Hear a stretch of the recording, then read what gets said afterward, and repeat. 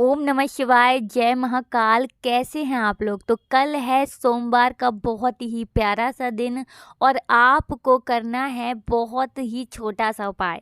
तो दोस्तों, अगर आपकी कोई भी बहुत बड़ी विश है, बहुत लंबे समय से पूरी नहीं हुई है, चाहते हैं कि जल्दी से जल्दी पूरी हो जाए, तो ये वीडियो सिर्फ आपके लिए है। बिल्कुल भी आपको वीडियो को स्किप नहीं करना है। तो पूज्य गुरु जी द्वारा बताया गया बहुत ही अचूक उपाय आज की वीडियो में हम आपको सरल शब्दों में बताएंगे। सिर्फ आपको 7 चावल लेना है और पीला चंदन लेकर के बेलपत्र की बीच वाली डंडी से आपको उपाय करना है। आपकी सारी की सारी विश जरूर पूरी हो जाएंगी। तो देखिए, सबसे पहले तो आपको चावल के 7 दाने लेने हैं जो कहीं से भी खंडित ना हो, टूटे हुए ना हो, ऐसे 7 चावल के दाने लेने हैं। साथ ही साथ आपको लेने हैं एक बेलपत्र। अब बेलपत्र जो आप लेंगे वो भी कहीं से खंडित ना हो, कटी फटी ना हो, ऐसी बहुत ही प्यारी से आपको एक बेलपत्र लेनी है। इसी के साथ आपको लेना है पीला वाला चंदन। अब आपने जो पीला चंदन लिया है, आप क्या करेंगे, इसे छोटी सी कटोरी में डालेंगे और पानी डाल करके आपको पेस्ट बना लेना है, ठीक है ना, पीले चंदन का। अब देखिए, जो बेल पत्र आपने लिया है, आपको क्या करना है, इस बेल पत्र में जो बीच वाली डंडी है, देखिए एक बड़ी पत्ती हो गई, ठीक है ना, 2 नीचे की तरफ पत्तियां हैं, थोड़ी डंडी नीचे होती है और थोड़ी 2 पत्तों के बीच में होती है, जहां पर आपको दिख रहा होगा रेड रेड सा निशान, ठीक है ना। ये जो डंडी है, बस यहीं पर आपको पीले चंदन को लगाना है। अब आपने जो 7 चावल के दाने लिए हैं, आपको इसी पीले चंदन के ऊपर, यानी जो डंडी के ऊपर आपने पीला चंदन लगाया है, इसी के ऊपर आपको 7 चावल के दाने रखने हैं। अब क्या करना है, इस बेलपत्र को उठाना है, किसी भी थाली वगैरह में आप रख लें, प्लेट में रख लें और लेकर के आपको जाना है महादेव के मंदिर में। तो जब भी हम मंदिर जाते हैं महादेव के, सबसे पहले हमें दर्शन होते हैं नंदी भगवान के।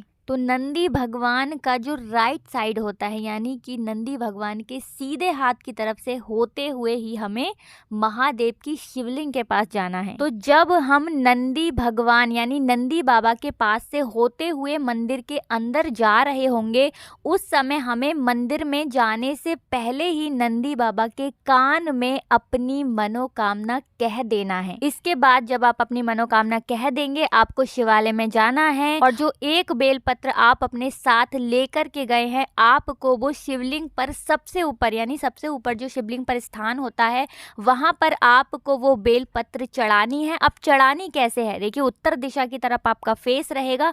पत्ती चढ़ाते समय आपको ध्यान रखना है कि डंडी जो होगी वो माता अशोक सुंदरी की तरफ रहेगी और पत्ती जो होती है, यानी जो बेलपत्र के अंदर सबसे बड़ी पत्ती होती है, उसका जो मुख होगा वो आपकी तरफ होगा, ठीक है ना। इस तरह से आपको बेलपत्र समर्पित करनी है। तो जब आप शिवलिंग पर ये एक बेलपत्र समर्पित करेंगे इस तरह से, तब आपको अपनी मनोकामना मन ही मन बोलते हुए ओम नमः शिवाय, ओम नमः शिवाय, इस मंत्र का जप करते हुए वो बेलपत्री शिवलिंग पर समर्पित कर देनी है। तो ये वाला उपाय आप 2 से 3 सोमवार करके देख लीजिए। आपकी कितनी भी बड़ी मनोकामना हो, आपकी मनोकामना जरूर पूरी हो जाएगी इस वाले उपाय को करने से। तो ये था पहला उपाय जो आपको सोमवार के दिन करना है। अब आगे बढ़ेंगे और बात करेंगे अपने दूसरे उपाय की। तो ये जो दूसरा उपाय हम आपको बताने जा रहे हैं, पहले आपको बता देते हैं कि इस उपाय करने से आपको कौन कौन से लाभ होंगे। तो देखिए, सबसे पहले तो आपकी कोई भी इच्छा अगर है,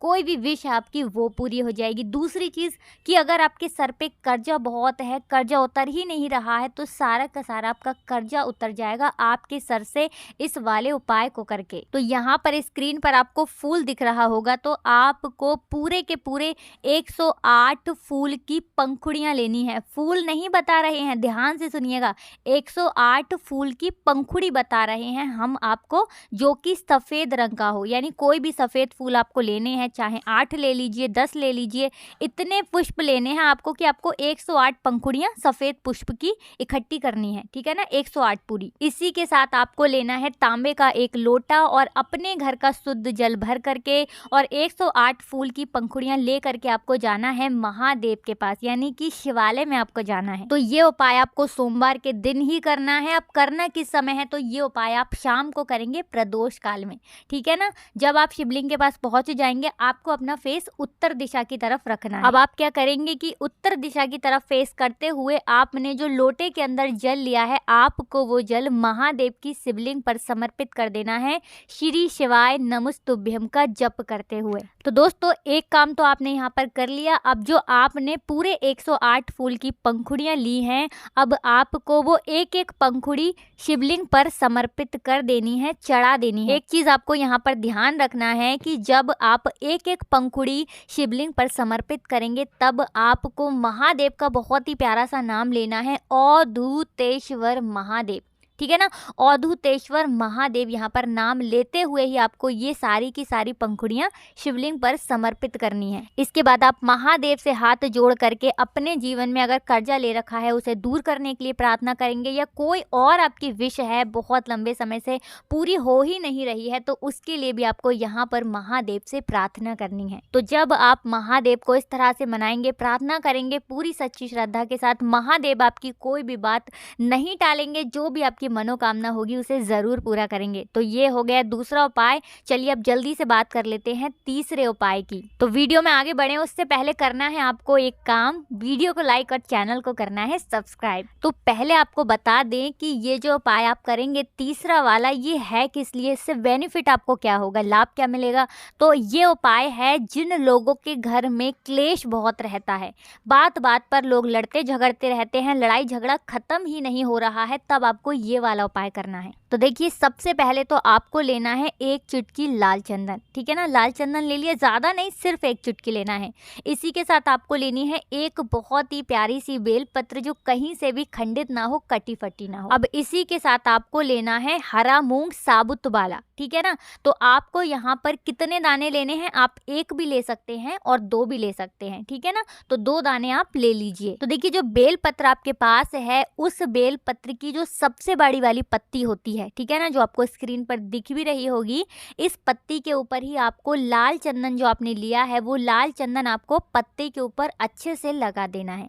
अब आपके पास जो मूंग का दाना है, यानी मूंग दाल का, चाहे एक दाना आपने लिया है या फिर 2 दाने लिए हैं, वो आपको इसी पत्ते के ऊपर रखना है, उसी स्थान पर जहाँ पर आपने लाल चंदन लगाया है, यानी कि बड़ी वाली पत्ती पर, क्योंकि लाल चंदन बड़ी पत्ती पर ही आपने लगाया है, वहीं पर आपको मूंग रखना है। तो अब क्या करेंगे, इस बेल पत्र को उठाना है और महादेव की शिवलिंग के पास आपको लेकर के जाना है। तो आप सभी जानते हैं कि शिव जी का पूरा परिवार शिवलिंग पर ही विराजमान है, और शिवलिंग पर जो माता अशोक सुंदरी वाला स्थान होता है आप सभी जानते हैं। तो बस आपने जो बेलपत्र लिया है, ये बेलपत्र आपको माता अशोक सुंदरी वाले स्थान पर ही समर्पित करना है। समर्पित करते समय आपको ध्यान रखना है कि जो डंडी रहेगी वो जलाधारी की तरफ रहेगी, और जो बेलपत्र की पत्ती होती है बड़ी वाली वो शिवलिंग की तरफ रहेगी। तो इस तरह से ये एक बेलपत्र आपको माता अशोक सुंदरी वाले स्थान पर समर्पित करते हुए माँ से प्रार्थना करनी है कि हे माँ, मेरे घर में बहुत क्लेश है,